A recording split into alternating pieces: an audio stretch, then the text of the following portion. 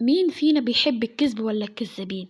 في كل مرحلة في حياتنا وفي كل نفس بنتنفسه بنقابل ناس كذابة. ممكن تكون تكذب مرة يقولك أنا ضحكت، أنا كنت بهزر معاك، لكن مفيش حاجة اسمها الكلام ده. في اللي واحد بيتربى على انه كل شويه بيكذب، يمكن لان محدش عاجبه، رغم ان احنا كلنا اتربينا في المدارس وفي الجوامع وحتى الكنائس على الاحاديث النبويه اللي بتتكلم على الكذب وضرر الكذب، ومن ان الانسان ما بيسامحش في الكذب لانه بيعمل اضرار جسديه ونفسيه وعصبيه وكل حاجه، ممكن يوقع بلد في بعضيها. مفيش حاجه اسمها كلام ببلاش، الكلام الانسان بيتحاسب عليه وبيتاخد عليه، واللي بيطلع من فمك هتتحاسب عليه، سواء في الدنيا ولا في الآخرة، في أي مكان. فالإنسان ده من صغره بيتربى على الكذب.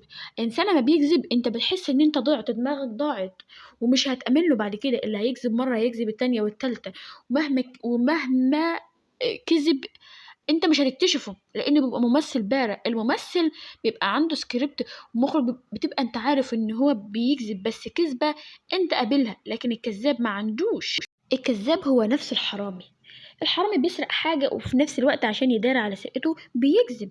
الكذاب اما بيكذب وتكتشف كذبته انت بتبقى عندك وهم، هو ازاي ألف كل ده؟ هو ازاي ألف وكلم ده؟ انا صدقته. أهالينا ممكن أمهاتنا كمان بيكذبوا ويداروا ويخبوا، لكن بتبقى المصلحة عامة، بتبقى الحاجة عشان البيت ما يولعش. لكن في ناس بتكذب عشان المكان كله يولع، الدنيا كلها تولع، عشان يداروا على حاجة. ممكن يكون كذب مرضي، ربنا يعافينا.